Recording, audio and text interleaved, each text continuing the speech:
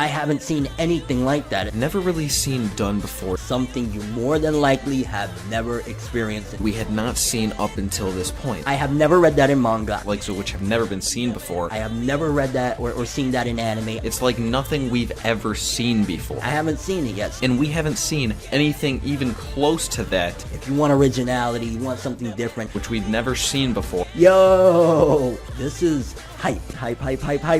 Never really seen done before. It is the darkest episode of the series. There's no contest. It is time to hop onto that Sword Art Online hype train again. He killed her. I'm really just shocked. Something that we really haven't seen before. We have had death here and there throughout the stories of Sword Art Online. With the whole Aincrad stuff in the first, arc. Never really seen done before. He got a high from just what he did. It's sick, it's disgusting, something that we really haven't seen before. We have had death here and there throughout the stories of Sword Art Online. Many people, basically, if they died in the game, they died in real life. We had not seen up until this point. He killed, which is the dark elements that I never thought I would see from Sword Art Online. Something that we really haven't seen before. We have had death here and there throughout the stories of Sword Art Online. The whole, death gun situation. Which have never been seen before. A psychopath, a serial killer. That just pretty much summarizes his entire character. Something that we really haven't seen before. We have had death here and there throughout the stories of Sword Art Online. There has definitely been death within the series. It's not something that's relatively new. It's like nothing we've ever seen before. Visually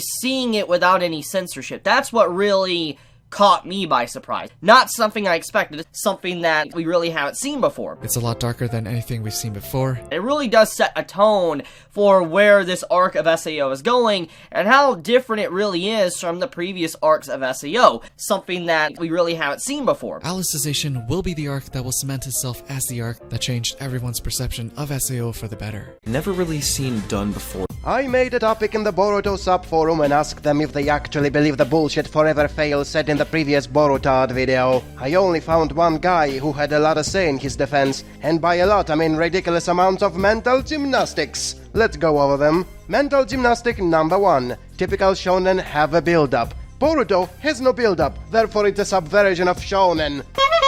Really dumb, I know. He's basically telling us Boruto is better because for the past 5 years since the beginning of the manga, Boruto had zero progression as a character. 5 years of nothing happens, and now the real plot is about to begin. Is anyone taking this shit seriously? Never really seen done before. Mental gymnastic number 2. No, he didn't mean build up, he meant achieving things. Boruto has achieved nothing for over 5 years and he's about to lose everything he had since day 1. First of all, he has achieved a lot of things by winning a lot of battles and saving a lot of people. Second, he wants us to believe that losing everything that you fought hard for your entire life is not as tragic as losing things you had for granted and never had to struggle for. Is anyone taking this shit seriously? Never really seen done before. Mental gymnastic number 3. No, he didn't mean Boruto is going to lose everything now. Because it's not certain that Jigen guy is going to blow up Konoha. It's very unpredictable compared to My Hero Academia, where we are sure the city will definitely be destroyed. I mean, why would we assume the city will be destroyed in Boruto when that is what the flash forward is showing? On the other hand, we are sure the city will be destroyed in My Hero Academia because there was no flash forward that shows it being destroyed. And that is why Boruto is better than My Hero Academia. Is anyone taking this shit seriously? Never really seen done before. Mental gymnastic number 4. No, he didn't mean Boruto's last will be the destruction of Konoha. It will be something else that will happen much later. He is talking about losing control of his body because those alien ninjas are going to possess him through the karma seal. Which is the exact same thing they are saying right now for Asta in Black Clover. He will lose control of his body because the devil will take over. That means Asta is subverting typical shonen heroes as much as Boruto does. Which contradicts the claim of Boruto being the only shonen hero who is losing everything, while all the other heroes have nothing to lose. Is anyone taking this shit seriously? Never really seen done before. And finally, mental gymnastic number 5. Even if both cities get destroyed, there is no way Deku is going to lose everything because that would make My Hero Academia worse. On the other hand, Boruto losing everything will definitely make the show better because there was zero build-up and development for 5 years, and now there will definitely be something that will change things up.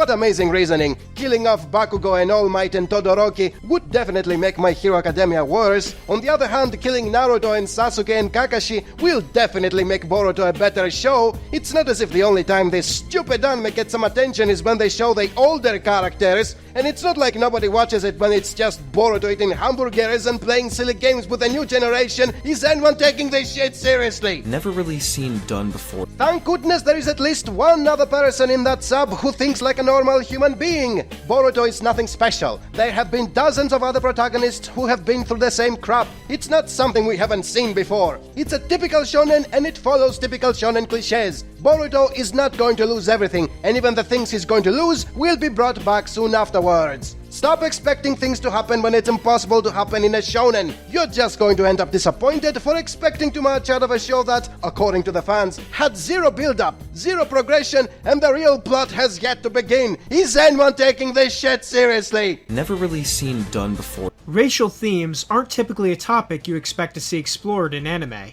Attack on Titan is different. The series dives headfirst into racial conflict, and this, along with its action sequences and beautiful soundtrack, make it stand out in the anime sphere. The series has received critical acclaim and worldwide popularity, but many seem to overlook some of the story's key messages. We, the audience, are forced to ask ourselves if he has any other choice. One thing we can conclude from it all, though, is that Eren's desire to protect his people is justified. The narrative contrast between Gabby and Eren underscores why Attack on Titan is a great anime, and one I really enjoyed. Attack on Titan states emphatically that peoples have a right to their own history, identity, and existence. And Eren's character shows that sometimes that right has to be bravely asserted even in the face of tremendous opposition. Never really seen done before. The power system of the series is incredibly unique. Never really seen done before. It's just so freaking unique. We had not seen up until this point. Really offers some unique variation to fights. Likes of which have never been seen before. The power system is grounded in being a negation. I negate your reality. I reject your reality and I substitute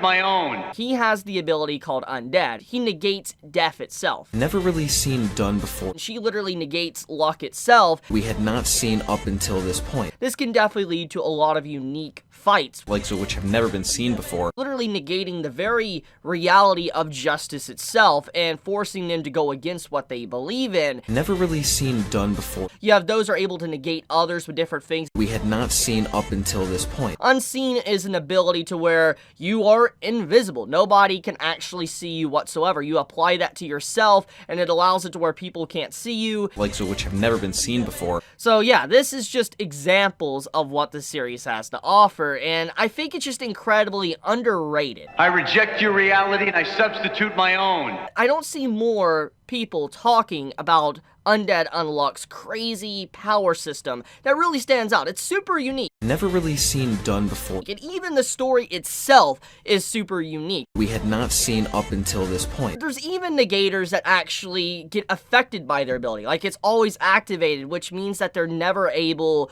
to actually have a normal life. Likes of which have never been seen before. And he'll literally use the blood from his body to actually launch himself with propulsion to get to where he needs to go. Never really seen done before. I've been wanting to talk about the power system for a while, just how unique it is. We had not seen up until this point. I cannot wait to see the writer really dive in deeper into it and kind of give it even more identity than it already has. Likes of which have never been seen before. Out of all the years I have been reading manga, I don't think I've ever seen a power system that literally focuses on negating reality itself. Never really seen done before. That's unique. I think that's unique. I reject your reality and I substitute my own. I've never seen a power system based around that. We had not seen up until this point. I wanted to talk about Undead Unluck and just how the power system stands out and how, you know, people really shouldn't look past the series. It should definitely be something everybody should be talking about because it's going to be sooner or later that the series is going to get an anime because it's going to continue rising in popularity. It's doing very well in Weekly Shonen Jump, so it's only a matter of time. Thank you so much, Viz Media, for sponsoring this video. I reject your reality and I substitute my own. Never really seen done before. Mushel is in a world filled with magic users. A world where everybody uses magic and they use it for every little mundane task. However, RMC, he isn't gifted with the blessing of magic. He has no magic, in fact. He is someone that decides to get ripped buff and do squats to be able to get very strong. It's unique. I love it. And I think many can agree with me with that statement. It flips the cliche of the main character being kind of like an outcast, an underdog, a character that literally doesn't have the capabilities of everyone else in the world. It flips it kind of on its head a little bit, because even though he doesn't have magic capabilities, he's easily potentially one of the strongest characters in the series, but it does stand out. He doesn't need magic to really demonstrate his level of strength. He just literally is superhuman in a whole other way, just with physical strength, not actual magic. It's a really unique one. A guy that doesn't have magic, he still has to go there, and he has to somehow pass this magical school. He needs to actually be the best, even though he does not have magic. Have you ever seen a series like that? Seriously, how is he going to do this? A man literally might have superhuman strength, but he doesn't have magic. Now, I know this sounds probably weird. Like, if this is your first time hearing about Marshall, you're probably thinking, how in the hell does that work? I don't know either, but somehow it just works. That's literally what this is. It literally just works somehow. It's unique. I love it. And I think many can agree with me with that statement. He is someone that wasn't born with magic capabilities. I wonder if he does have magic. Maybe his magic is stored inside. I could definitely see a twist like that. Have you ever seen a series like that? Seriously. Never really seen done before. One of the most common praises for Chainsaw Man is the protagonist being unlike anything we've seen before. He doesn't want to become the Pirate King or to save his friends, he just wants boobs.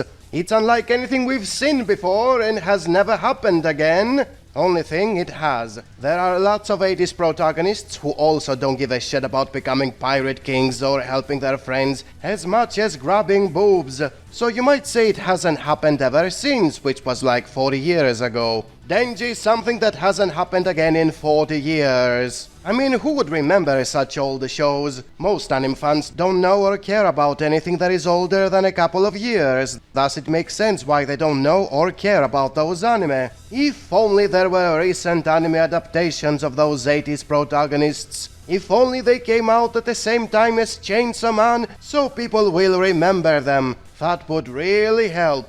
Oh wait, we actually did have such a thing, and nobody's overpraising those protagonists. If anything, they hate them for being unfaithful horn dogs. How is it possible that they love Denji for just wanting boobs, but hate the other two for doing the exact same thing? Well, the answer is simple. Because they are not simps. They are not slaves to the pussy. They grab the boob and then move to the next boob. Something that Denji doesn't do, and yet he's praised for being such a pathetic loser. Because we live in a society where being a proactive horn dog is bad, while being a simp loser, a slave to a pussy you will never get no matter how much money you throw at it, is seen as relatable. And that's why Denji is such a unique and amazing protagonist, while the other two are examples of toxic masculinity that must be hated. Welcome to modern anime. Never really seen done before. A brand new trailer for the upcoming Solo Leveling anime adaptation has been revealed. The start of a new era of anime has officially begun. I'm very excited. I've only read I want to say a chapter or two back in the days. It's kind of interesting that I say that on all days. I don't really know much about the series, so I'm massively excited to see what this whole thing is. I promise you, it is not a joke, it's not a lie. Especially considering the fact that it's not typical anime. It has a lot of potential, so I'm very excited. It's not based on a Japanese manga, it's based off of a Korean webcomic, so to speak. So I'm looking forward to seeing the differences. This is the start of a new era. So I'm excited because this really can set a trend for the next decade, honestly, of anime. Solo Leveling is the Dragon Ball Z of, webcomics. Tower of God is the equivalent of One Piece in the webtoon industry. Looking forward to seeing what Solo Leveling delivers, especially all the hype. If you're a fan of this series, and I think most of you are, then obviously you want this series to be successful. Don't make the community angry at the series and the fan base, etc.